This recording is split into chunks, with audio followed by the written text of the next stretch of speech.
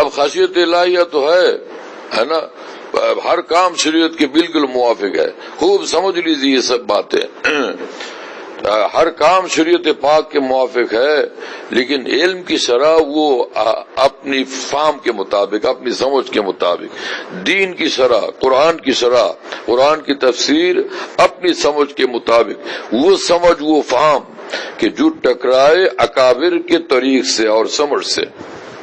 بات سمجھ میں آئی؟ ہاں، کہ انہوں نے دین کی محبت سے کام کیا، اللہ کی رضا کے لیے کام کیا، لیکن انہوں نے جو تفسیر کی، انہوں نے جو قرآن و حدیث کی تشریح کی، وہ تشریح ٹکراتی ہے صدیق اکبر رضی اللہ تعالیٰ عنہ کے فہم دین سے، عمر فاروق رضی اللہ تعالیٰ عنہ کے فہم دین سے. بات سمجھ میں آئی نا؟ یا کہ تابعین کے فہم دین سے، یا تابعین کے فہم دین سے بالکل اس کے مخالف ہے، بالکل اس سے معارض ہے. بات سمجھ میں آئی؟ یعنی امت کا وہ طبقہ، وہ سب طبقات جو پوری امت کے نزدیک وہ مقبول ہے، معتمد ہے شرع دین کے لیے، ان حضرات کی تشریح دین کے خلاف ہے ان کی تشریح، تو وہ بھی صراط المستقیم نہیں ہے، وہ بھی صحیح طریقہ نہیں ہے. وہ صراط المستقیم سے یہ شخص بالکل ہٹا ہوا ہے، چاہے اس کا علم ہزاروں سمندر کے برابر کیوں نہ ہو. اس کا اتباع صحیح نہیں ہے، اس کو مقتدی بنانا صحیح نہیں ہے. یہ بات تھی ہمارے اکابر کی خصوصیات میں سے، ہے نا، کہ چاہے کچھ کتنے بھی بڑے عالم ہو لیکن اپنے آپ کو کچھ نہیں سمجھتے تھے. اب دیکھو امام شاہ ولی اللہ دہلوی رحمۃ اللہ علیہ کہ بر صغیر کے تمام علماء دین جن کے عاشق ہیں، دیوانے ہیں، اور جن کے سامنے بالکل یعنی 100% جھکتے ہیں اور اپنے آپ کو مٹاتے اور اس پر فخر کرتے ہیں، اس کو باعث فخر سمجھتے ہیں، ہے نا. وہ امام شاہ ولی اللہ دہلوی رحمۃ اللہ وہ خود فرماتے ہیں کہ انا حر من الحنفیۃ والشافعیہ، ہاں، ولیکن حنفی عملا، کہ اللہ تعالیٰ نے مجھ کو اس قدر علم سے نوازا ہے، قرآن و حدیث کے علوم سے اتنا نوازا ہے کہ مجھ پر نہ حنفی بننا واجب ہے اور نہ شافعی بننا واجب ہے نا. حر من الحنفیۃ والشافعیہ ولیکن حنفی عملا، باوجود اس کے عملا میں بالکل حنفی ہوں.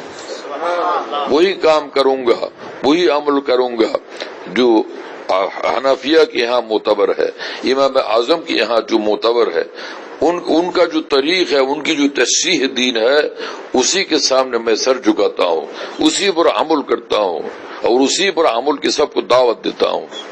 اتنے بڑے عالم دین ہو کر اس طرح فرمانا کیسی بات ہے؟ ہمارے لیے کس قدر یہ سبق آموز بات ہے یہ. سبحان اللہ تعالیٰ بحمدی. اب ہم میں سے، اب اس دنیا میں ہم لوگ جو زندہ ہیں، کوئی بخاری شریف پڑھانے والا 60 سال سے بخاری شریف ہم پڑھاتے ہیں. بھائی بعض لوگ کہتے بھی ہیں کہ ہم 60 سال سے بخاری شریف پڑھاتے ہیں، ہم نہیں سمجھتے کچھ دین. اس طرح سے دعویٰ کرتے ہیں لوگ. 60 سال سے بخاری شریف پڑھانا یہ فہم دین کا ثبوت ہے، کوئی دلیل ہے، یہ کوئی حجت ہے آپ جس کو پیش کر رہے ہیں. آپ کا یہ دعویٰ کرنا یہ خود دلیل ہے کہ آپ کے اندر کجروی موجود ہے، آپ کے فہم خواف کے اندر قصور موجود ہے. کیوں نہیں آپ نے یہ بتایا کہ یہ شرح جو میں نے پیش کی یہ میری طرف سے نہیں ہے، ہمارے اکابر امت کی طرف سے ہے. الاسناد من الدین، ہے نا. اپنے اکابر کے سند سے بات پیش کرے تو پھر وہ دین معتبر ہے. اپنی طرف سے بولنا یہ تو دعویٰ ہے، اپنی طرف سے بولنا یہ تو دعویٰ ہے. امام بخاری رحمہ اللہ نے انما الاعمال بالنیات وانما لامرئ ما نوى، اس حدیث پاک کے اندر ایک جز کو چھوڑ دیا ایک جز کو چھوڑ دیا کہ فمن کانت ہجرتہ الی اللہ ورسولہ فہجرتہ الی اللہ ورسولہ، کہ جس نے ہجرت کی اللہ اور رسول کے لیے تو اس کی ہجرت اللہ اور رسول کے لیے ہے، اللہ اور رسول ہی کی طرف ہے.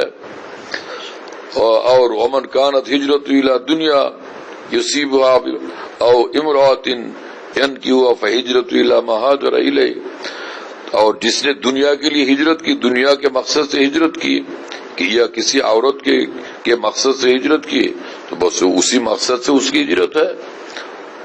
بات سمجھ میں آئی نا. یہ دوسرا جز جو ہے حدیث پاک کا، اس کو تو امام بخاری رحمہ اللہ نے اپنی کتاب کے افتتاح کے موقع پر اس کو ذکر کیا، اور اللہ کے رضا کے مقصد سے ہجرت اس جز کو انہوں نے چھوڑ دیا، ذکر ہی نہیں کیا. بات سمجھ میں آئی نا. تو کیا وجہ ہے؟ تو بہرحال معاملہ جو بھی ہو، ابن حجر عسقلانی رحمہ اللہ نے اس کی تصحیح کی کہ بھائی یہ کتاب جو لکھتے ہیں نا، تو شروع میں مقدمے کے اندر جو باتیں ہوتی ہیں وہ دعویٰ کے درجے میں ہے کہ بھائی اس میں اتنے باب ہوں گے، 4 باب، 8 باب، 10 12 20 باب ہوں گے، ہم 20 ابواب اس کے اندر لائیں گے، ہے نا. اتنی کتابیں ہوں گی، اتنے ابواب ہوں گے اور اتنے مضامین ہوں گے، یہ سب ہم کریں گے، اور اس کو اتنے اقسام پر ہم تقسیم کریں گے، ہم لائیں گے. تو یہ سب تو دعویٰ ہے. تو امام بخاری رحمہ اللہ نے خطبے کے موقع پر، یعنی مقدمے کے موقع پر جو حدیث کا ذکر کیا، گویا کہ یہ اس میں جو بات ہوگی اس میں دعویٰ ہوگا کہ میں ایسا کروں گا.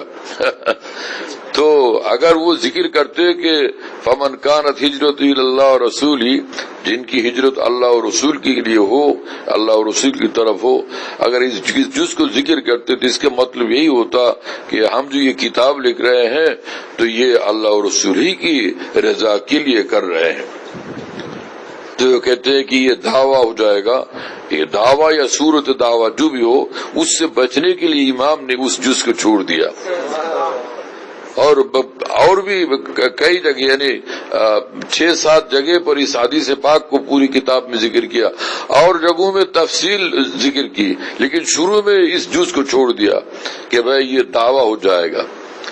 تو اگر ابن حجر عسقلانی کی یہ تشریح کا جو بھی مقام ہو الگ بات ہے، لیکن انہوں نے یہ شرح کی کس بنا پر کہ ہمارے اکابر دعویٰ سے بچتے تھے. کس بنا پر انہوں نے یہ شرح کی ہے کہ ہمارے اکابر کا، اسلاف کا یہ سیوا رہا ہے کہ دعویٰ سے ہمیشہ پرہیز کرتے تھے، بچتے تھے. پھر یہ دعویٰ کرنا کہ ہم 50 سال سے بخاری پڑھا رہے ہیں، 60 سال سے بخاری شریف پڑھا رہے ہیں، اور ہماری اب بات کا اعتبار نہیں، جو کس کا اعتبار؟ یہ دعویٰ خود دلیل ہے کہ یہ غیر معتبر شخص ہے. بات سمجھ میں آتی ہے میرے دوستو؟ ہاں، کیا بات ہے. اور ہمارے اکابر کی شان کہ بھائی حضرت حکیم المتنور اللہ تعالی مرقدہ فرماتے ہیں کہ جبکہ میں خود صاحب فتویٰ ہوں، لیکن جب میرا اپنا معاملہ کوئی پیش آتا ہے تو میں خود اپنے فتوے پر نہیں چلتا، بلکہ محقق مفتی حضرات سے پوچھ کر میں عمل کرتا ہوں. اپنی تحقیق پر خود اعتماد نہیں، بلکہ بڑوں سے پوچھ کر پھر عمل کرتے تھے. اور ان بڑوں میں کون تھے؟ سب سے بڑے جن کو مانتے تھے حضرت حکیم محمد تھانوی، وہ امام ربانی فقیہ النفس حضرت مولانا رشید احمد گنگوئی رحمہ اللہ تھے. حضرت گنگوئی کی ہر تحقیق کے سامنے بالکل سر جھکاتے تھے حضرت حکیم محمد نور اللہ تعالی مرقدہ. ہمیشہ یہی حضرت کا معمول تھا، یہی اصول تھا، یہی طریقہ تھا. بات سمجھ میں آئی میرے دوستو؟ اور یہ حضرت امام محمد رحم اللہ، امام ابو یوسف رحم اللہ، امام ظفر رحم اللہ اپنی اپنی جگہ پر کتنے بڑے محدث تھے، کتنے بڑے فقیہ تھے، لیکن امام اعظم کی تحقیق کے سامنے بالکل زانو ادب طے کرتے تھے، بالکل سر جھکا دیتے تھے حضرت امام اعظم رحم اللہ کی تحقیق کے سامنے. ایک دفعہ ایک حدیث کا مطلب پوچھا امام ابو یوسف رحم اللہ نے حضرت امام اعظم ابو حنیفہ رضی اللہ تعالیٰ عنہ سے، ہے نا، کہ حدیث القلتین کی شرح پوچھی تھی. تو امام اعظم نے جب اس کی شرح بتائی تو امام ابو یوسف رحم اللہ اتنے بڑے محدث وہ اس قدر متاثر ہوئے، رونے لگے اور فرمایا کہ دانی اقبل رجلیک، اجازت دیجیے میں آپ کے قدموں کو میں چوم لوں. دانی وقبل رجلیک، اتنے بڑے جانتے تھے امام اعظم رحمہ اللہ کو، امام ابو یوسف رحمہ اللہ جس سے اتنے بڑے محدث اور فقیہ، یہ ہمارے اکابر کی شان تھی۔ میرے دوستو، جب تک یہ اکابر کے تابع رہیں گے ہم تو حق پر رہیں گے، ہدایت پر رہیں گے، صراط مستقیم پر رہیں گے، اور اکابر کے راستے سے جو بھی ہٹے گا قسم بخدا وہ گمراہی کے راستے پر ہے، وہ حق پر وہ قائم نہیں رہ سکتا۔ مستند راستے وہی مانے گئے جن سے ہو کے تیرے دیوانے گئے، مستند راستے وہی مانے گئے جن سے ہو کے تیرے دیوانے گئے، لوٹ آئے جتنے فرزانے گئے، یہ بات لوٹ آئے جتنے فرزانے گئے، تاب منزل صرف دیوانے گئے۔